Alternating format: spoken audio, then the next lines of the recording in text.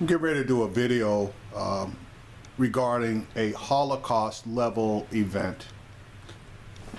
Those of you who aren't familiar with the German Holocaust, where the Jews were rounded up and systematically killed, it wasn't something that occurred all at once.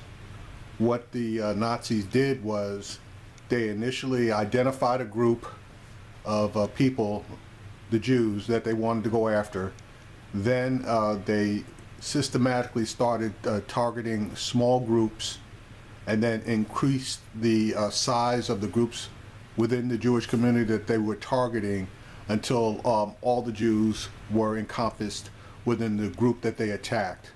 But they started out initially very small, and people really didn't pay attention.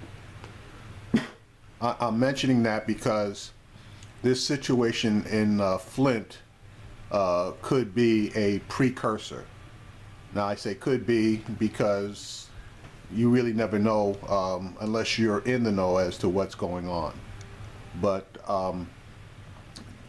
there's going to be a news conference given out by Governor Snyder, who is the principal person responsible for what happened in Flint, Michigan.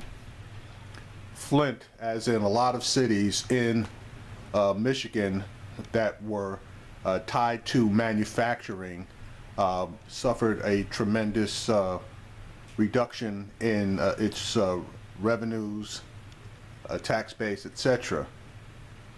This led to the populations that lived within places like Flint and also Detroit to suffer a reduction in services, along with the reduction in their tax bases, which in Detroit's case put the city into bankruptcy, and in Flint's case basically allowed the state to come in and replace the elected officials, i.e. the mayor and city councils, with a manager. Two managers are tied into this Flint water crisis. The first manager, who was black, basically decided that instead of paying for water that was coming from the Great Lakes, which was a safe source of water, they were going to use water from a local source which was highly polluted.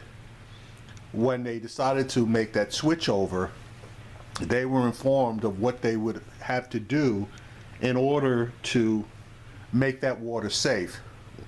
Well, part of that process was to treat the water coming through with a chemical which would have prevented the pipes from corroding and leaking lead into them. Well, the water authority decided that they weren't going to add that specific chemical, and the water system became corrupted. Approximately 3 months after they began using that water from the river, the lead problem was first noticed. Now, they might have been able to switch back, but the second manager that the governor had placed in charge of the city of Flint, he, in his wisdom, decided to sell the pipes that link the water system from the Great Lakes Water Authority to a private party. Now, I don't know what the private party was going to do with those pipes, but they were sold. So there was no way for them to go back onto the Great Lakes water system. That being said, people started really noticing what was going on, to the point that a doctor in the Flint area began doing tests on the children and noticed that there were increasing levels of lead. There also was a scientist that came down from Virginia Tech, and he tested water as well, and he told the city manager okay, that was appointed by the governor, that the water was showing major increases in the level of lead, to the point that it was 2 to 3 times the amount that would be toxic. That city manager dismissed those findings. The local water safety commission for the Flint area dismissed the findings, going to the point of saying that everything was under control and that the information that they were getting was bogus. The governor knew as far back as June that there was a problem, at which point he distributed a large number of water filters to the people, the spiritual leaders of the communities, in order for them to distribute.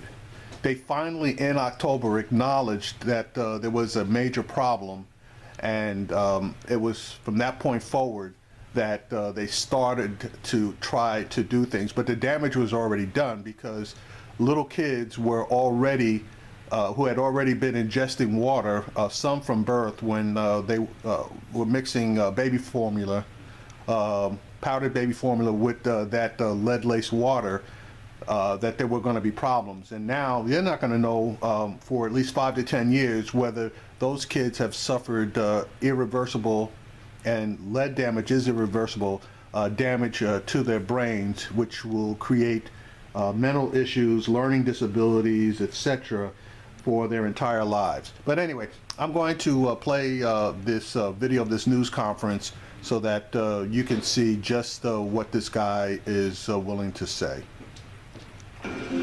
Michigan Governor Rick Synder is now addressing the media about the contaminated water, lead in the water, in Flint, Michigan. Some people have called for him to resign. Others have even suggested he be arrested for his knowledge of this problem. Let's go ahead and listen in. He's also joined by the mayor of Flint on his right-hand side.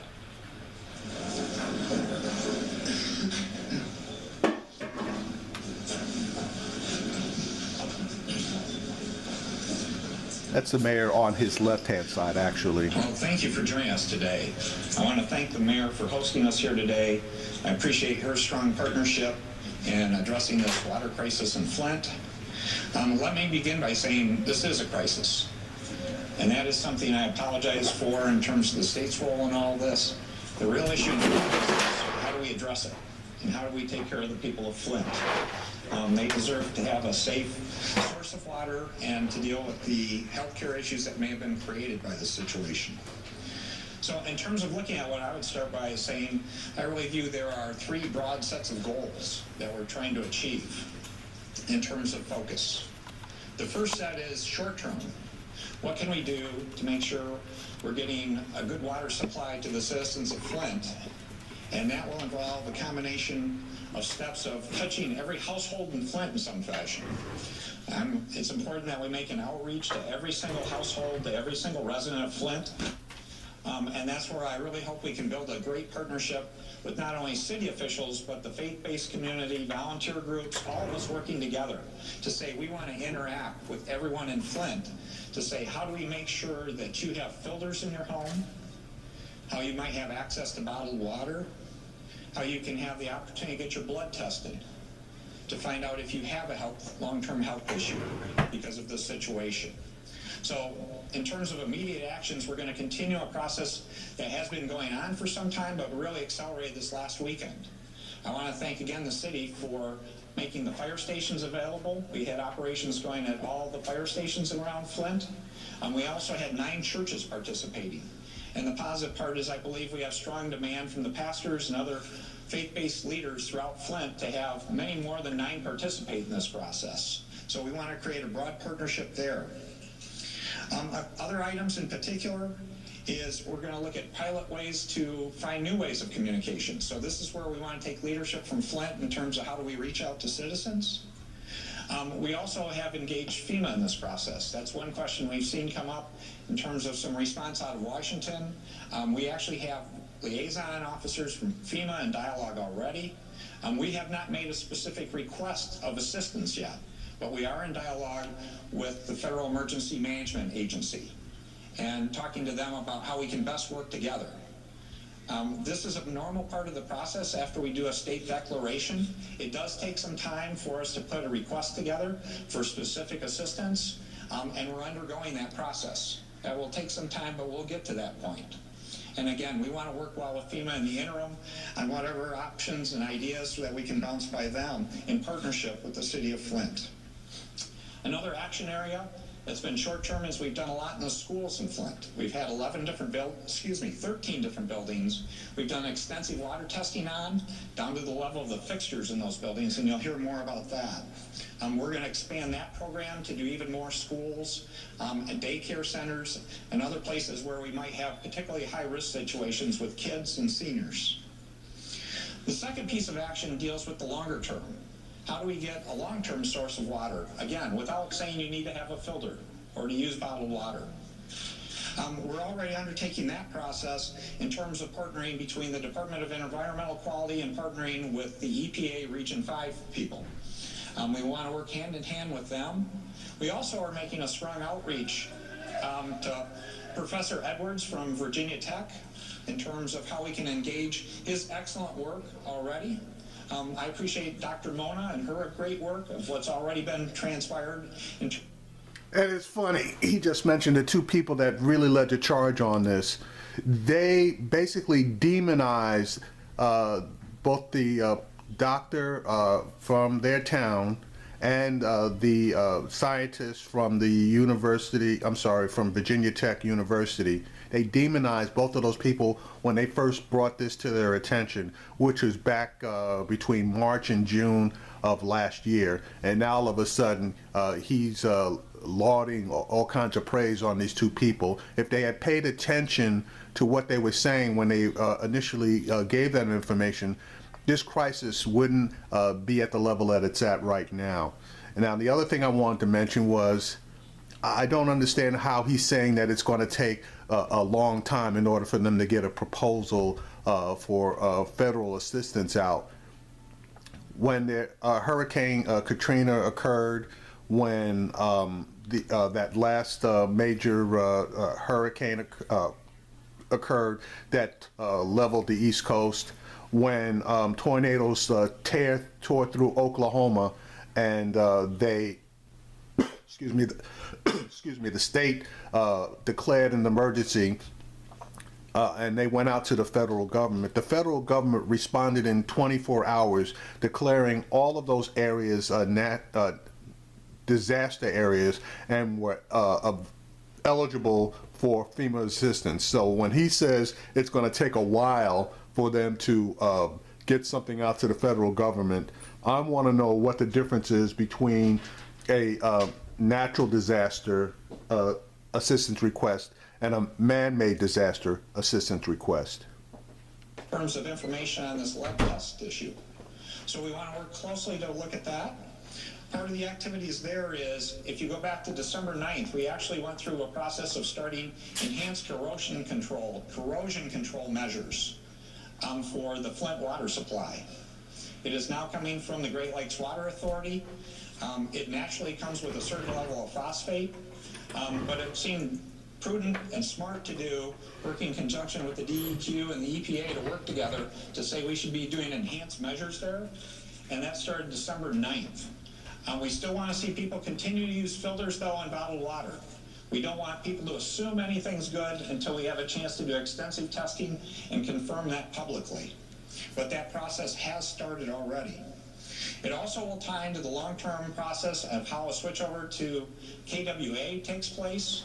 Again, we want to be on the conservative side to make sure that when any transition takes place, that there'll be good, safe water for people to drink in Flint. Tying into that, we'll be asking to do extensive water testing. We will be designing a program that will be a benchmark to say how we can take earlier tests that can be followed up later to make sure we're making progress in terms of having a safe water supply. And we'll be addressing that more in the future in terms of specific programs, who's participating, and how best to make that work. In addition to that, we also want to work on community development in Flint. Flint has been a challenge community for some time. This water situation, this water crisis has been a setback in terms of some of the good things that have been going on in this community. And so the state will be working hard to partner with the city on what additional resources we can help on everything from community development to economic development and other ways we can work together. Education, early childhood, whatever else we can do to be helpful. We want to be open-minded to say how we can create more and stronger partnerships in terms of a long-term action plan to help the... That's called settlement money. They weren't doing a damn thing for Flint, just like they weren't doing a damn thing for Detroit. And now that they got their hands caught in the cookie jar, they want to make it look like they're trying to be magnanimous by creating programs and job opportunities and industry opportunities to try to bring Flint back economically when they're caught basically killing their citizens. The community of Flint. The third thing is, the third broad goal is a lessons learned and what can apply statewide. There are clearly lessons learned in this situation, and there are things we potentially should be looking at a statewide approach, including the overall water infrastructure of our state.